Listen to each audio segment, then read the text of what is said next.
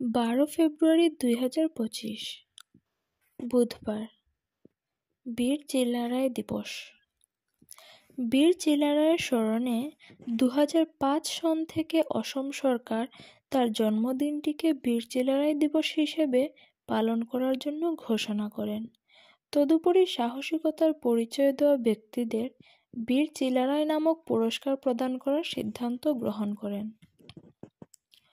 আসলে এই বীর চিলারায়ের প্রকৃত নাম হচ্ছে শুক্লধ্বজ।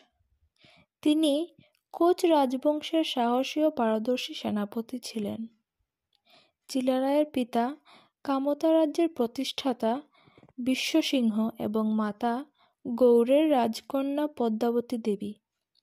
কোচ রাজবংশের রাজা নরনারায়ণ তার ভাই ছিলেন। তিনি নরনারায়ণের সুদক্ষ সেনাপতি ছিলেন।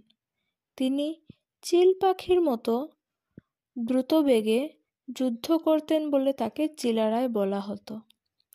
দেওয়ান বা মন্ত্রীর পদে নিযুক্ত ছিলেন বলে তার অপর নাম চিলারায় দেওয়ান। তিনি যুদ্ধে কাছাড়ি, মণিপুরি, আহোম ও ভুটিয়া সৈন্যদের পরাস্ত করেছিলেন। তার জন্মদিন মাঘী পূর্ণিমা বীর চিলারায় দিবস হিসেবে পালন করা হয়। বর্তমান বিশ্বের সর্বাধুনিক এবং ভয়ঙ্কর যুদ্ধ কৌশল হিসেবে পরিচিত গেরিলা রণনীতির সবচাইতে সফল প্রবর্তকদের মধ্যে একজন ছিলেন মহাবীর চিলারায়।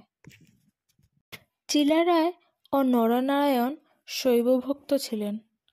তারা শিব পার্বতীকে আরাধনা করার জন্য অসংখ্য মন্দির প্রতিষ্ঠা করেন। কিন্তু চিলারায় মহাপুরুষ শঙ্করদেবের সান্নিধ্যে আসার পর শঙ্করদেব প্রচারিত বৈষ্ণব ধর্মের প্রতি মোহিত হন। অবশেষে নরনারায়ণ মহাপুরুষ শঙ্করদেবের গুণ পাণ্ডিত্যে মুগ্ধ হন এবং রাজসভায় পণ্ডিতের স্থান দেন। চিলারায় পরিবার সহ বৈষ্ণব ধর্ম গ্রহণ করেন।